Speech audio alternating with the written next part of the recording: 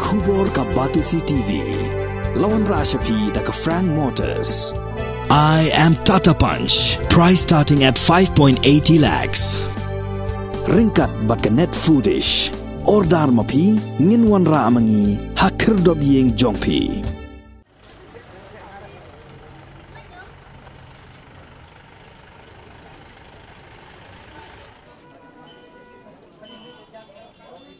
Kawai ke Samla luot kala doa la ka Jong ke Jing hadien bakal Shah Pynïap lau Jong Baieid ubah kadang yelang dang kumbasan benai hakasnong Pahamsyiem Baieid district.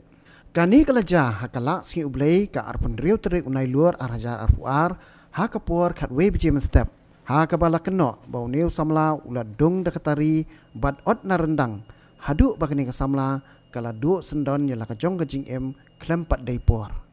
U Superintendent of Police Jong ke Baieid district u Giri Prasad ulayat hu batang syu ajing tip na kinong Pynïap chnong ki pulet kila lej marmar ban penlong ke jing tokit bat lapru bagani ke Samla kala thiayap hamadan hapdeng ke jing lengkien jong ke senam bat da ke jing trilang bagi bor Pynïap chnong tang hadien katu kan ipor layo ban kemno yauni runar bat nakaliang cuki pulet kila register case alor ni ke jingja bat pengat yauni runar hapok ke kam Pynïap brio.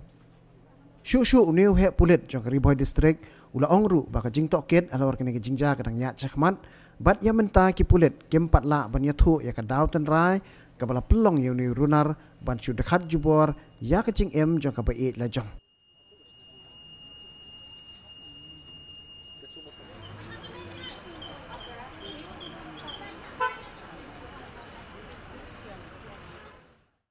Around 11:45 a.m. today, Nongpo police station received information from the headman of Pahamsyiem, Nongpo, that one dead body of a female is lying around in the road.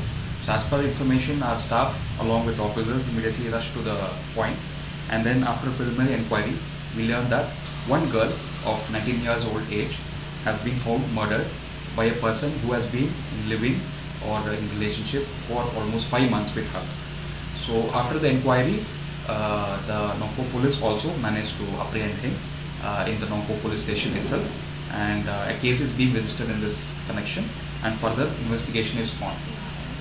So in this regard, I would also like to suggest that the police department is taking all necessary actions to ensure that crime against women and children are reduced, and also we would directly like to say that we are collaborating with the local village authorities also in this connection. Since 2014, our country has been plagued by divisive forces. TMC is in Meghalaya with the mission to empower the people, uphold the ethnic cultures and traditions, celebrate the sacred land. To oust the proxy BJP government from Meghalaya, be the change, support TMC by calling on 96877 96877.